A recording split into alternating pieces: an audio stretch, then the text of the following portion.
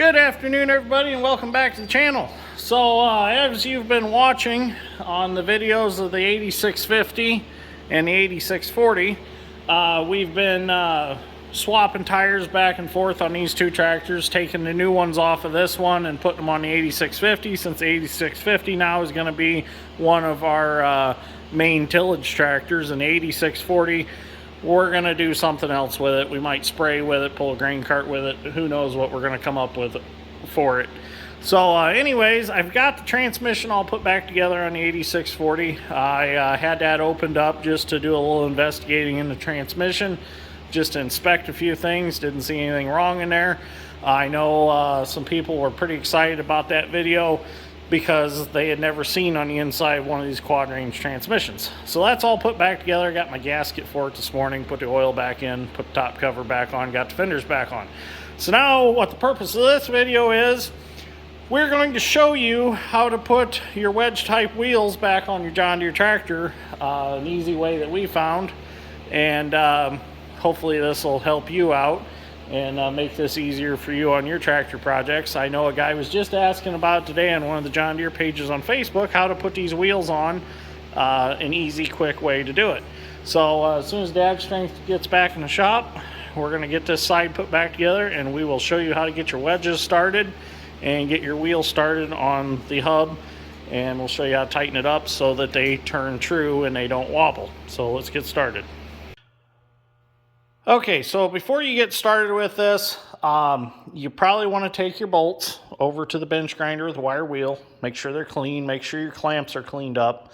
I know I call them wedges or clamps. The parts book calls them clamps, but they are sort of a wedge. So another thing you want to do, and please do this, is throw a couple jack stands under the tractor. Don't rely on the jack to hold the tractor up.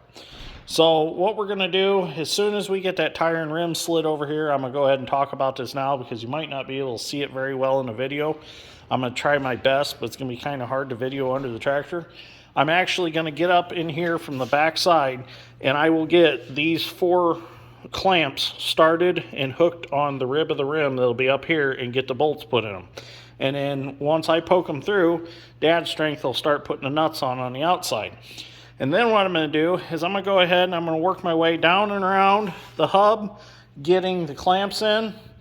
And then I could reach in around by the 3-point hitch arms and stuff and get them clamps in, but we found that with the tractor jacked up, we can just turn it. And by having all them clamps started, that's enough to hold the rim on the hub, and we can turn it to where I can get to the rest of them easily. So these are 20.8 38s, so they are fairly heavy tires. Luckily there's no fluid in them or anything, so it's just basically tire and rim and tube in there.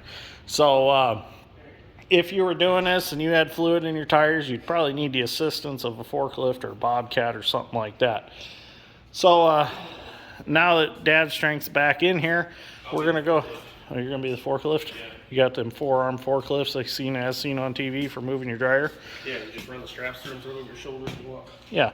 So a little tip, helpful hint here, is to leave a little dust on the floor.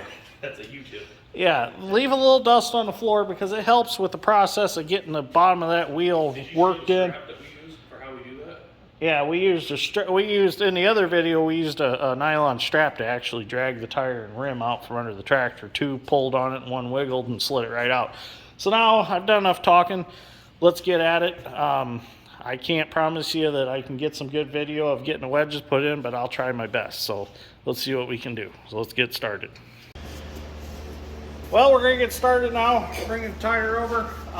Crucial thing, make sure that you line your valve stem up with the cutout in the hub so you're not knocking your valve stem off. Also, if you line your valve stem up, it lines up the power lugs. The power lugs in the rim with the corresponding spots in your cast. Yes. The power lugs, it's very crucial to catch the power lugs because that keeps the hub from spinning inside the rim. And it matters on the casting that they line up. Yes, it does. Okay. Got it? You know. Yeah, I got it. We just got to turn that cast this way. It needs to be turned up. Let me turn the other tire. It's off the ground. Yep, other way. That's close right there. Yep, that'll get us close. Okay, so our valve stem is lined up and its notch. It's got to go over. Now he's just going to simply walk that rim in. Actually need to turn that up just a smidge. A little more. Yep. Keep going. Right there. Yep.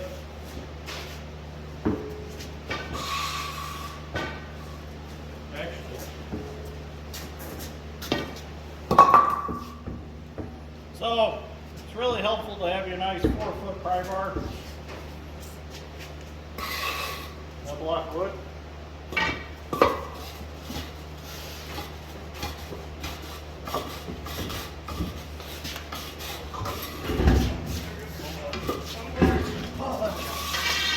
Okay, so now the fun part.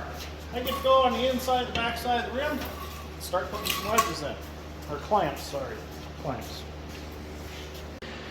Okay, so before I get in there and I crawl back there, we need to make sure our hub is lined up with our power lugs right there. So when I set my clamp in there, it'll be over this rib and it'll be where it needs to be. So I'm gonna go on the back side now and start putting them in. Okay, so there was no good way of filming this, but we've got our 4 wedges in the top up there, and they are started, and we're going to jack the tractor up.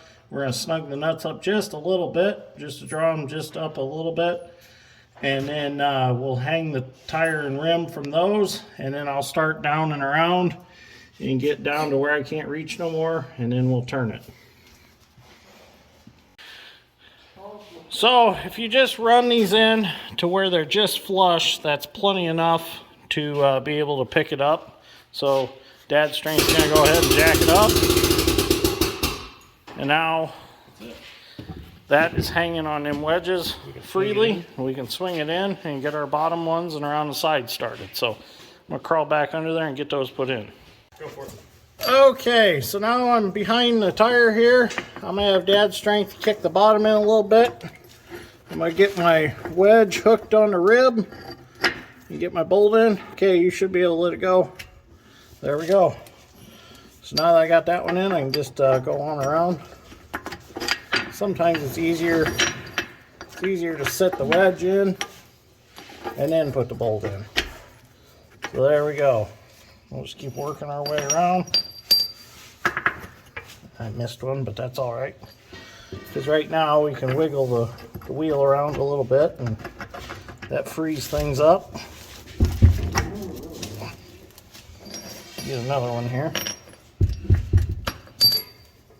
And I'll take a hammer and tap all these in a little bit and get a bolt. Okay. So I'm just going to continue that on up till I can't reach anymore, and then we'll turn it to where I can reach some more. Okay, so now all of our wedges are put in. The tractor is still suspended off the floor or ground if you're working outside. Keep it that way. Don't let it touch the ground yet. So now Dad's strength's going to go around with the impact, and he's going to tighten all of them evenly. So you want to go ahead and get started doing that?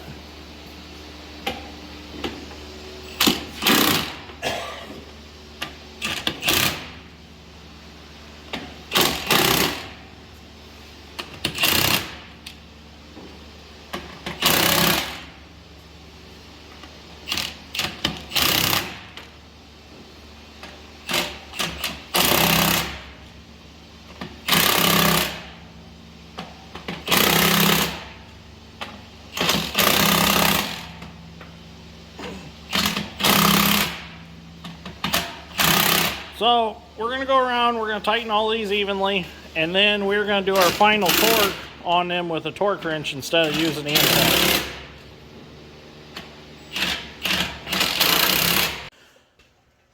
Okay, now that we got them all snugged up with the impact, we got a block of wood laying on the floor. We're going to roll it past the block of wood, and if it pushes the block of wood too far or goes away from it too far, that'll be a wobbling issue. So far, it looks real good. So we got lucky on this one pretty easily. So now what we're gonna do is Dad's strength's gonna go ahead. He's gonna start torquing them with torque wrench. And this will be our final torque. And after we do this, we will roll it again, check it. If it's still straight, we're good. Okay, now that it's torqued, we're gonna go ahead and we're gonna check it one more time. Looks really good.